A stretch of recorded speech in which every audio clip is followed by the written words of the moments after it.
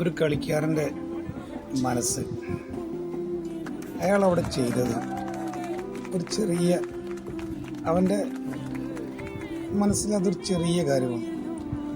പക്ഷെ അത് വാങ്ങുന്ന ആ കുട്ടിയുടെ അവൻ്റെ ഉള്ളിലെ മനസ്സ്, അവനൊരു വലിയ ലോകം തന്നെ അവിടെ മനസ്സിലാകുന്നു. എന്താ അല്ലേ?